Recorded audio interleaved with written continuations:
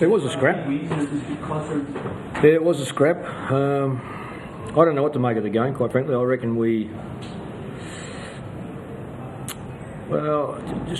just slipped a little bit in our. What would I say the word would be? We just didn't. We tried to do things, a few things that really are not anywhere near what we expect of our player group.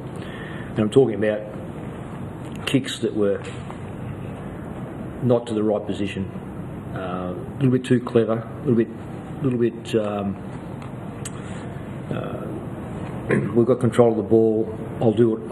I've got the skill to kick it somewhere which is not ideally where we needed it or how we wanted it.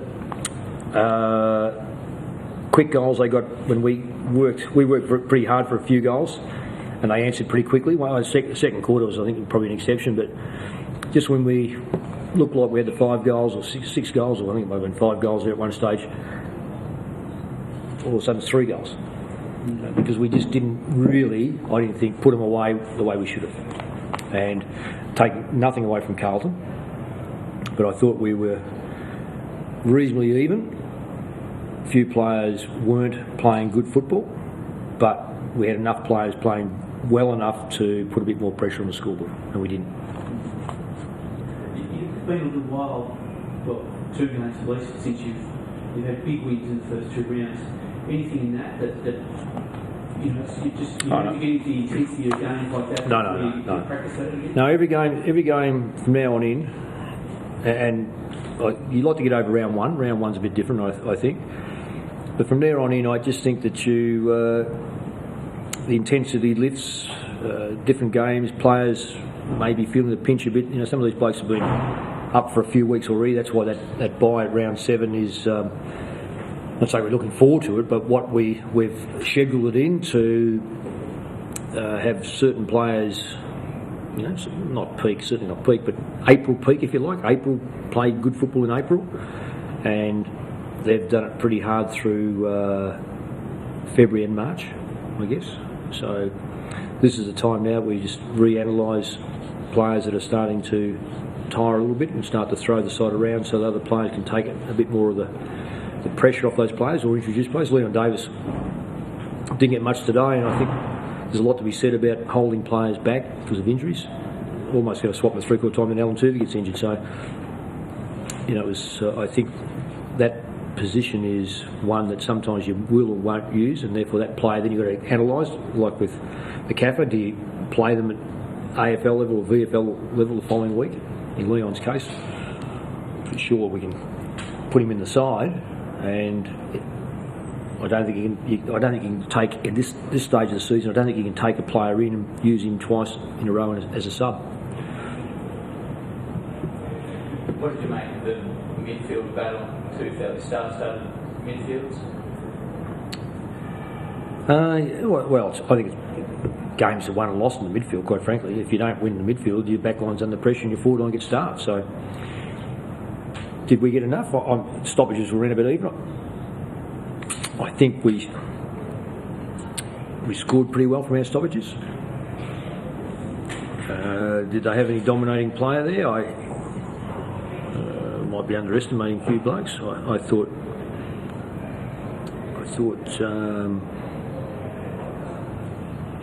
generally, I didn't think I thought Scotty Penry was okay.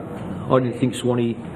Certainly didn't have a great first half. He might have got better in the second half. Wellingham was quite good, I thought. Borley's consistent. They're blokes. They tend to run around with us a little bit early in the first half, and I think they changed, which we expected them to. But I don't think anyone really dominated, quite frankly. Rucks too short, 38-26. So you'd suspect that they've dominated the centre ruck tap, but not the centre clearance. What did they? 16-10. That's given us a bit of a touch-up. So as everyone probably would have expected you to do, you seem to exploit the young Carlton defender, and as a professional team. Sure, with Watson, you seem to play through his man a lot. Was that the instruction, and were you happy with the way through that? Well, our tall's down there to mark the footy. And the only way you can mark it is you get the ball kicked to you. And it's the human nature. If someone's on top, they demand the footy. If they're not on top, generally the football goes around them. And I thought Travis marked very well. I'm not too sure how many he took. 10 marks. Chris Dawes didn't have a great day, but he still had 8 marks. I seem like that wherever ball went to Watson's punt. Oh well, that's good management by the player group and good management by the players to get isolate that player. You could say the same about Blair. He's kicked 5 goals. He's in a purple patch with goal kicking, so he just got where the football was, and that's important that you supply or support those players that are in good touch. Sort of acute use of the ball that you spoke about earlier. Do you think that's a place getting a bit self-indulgent, or is it? It's not self-indulgent.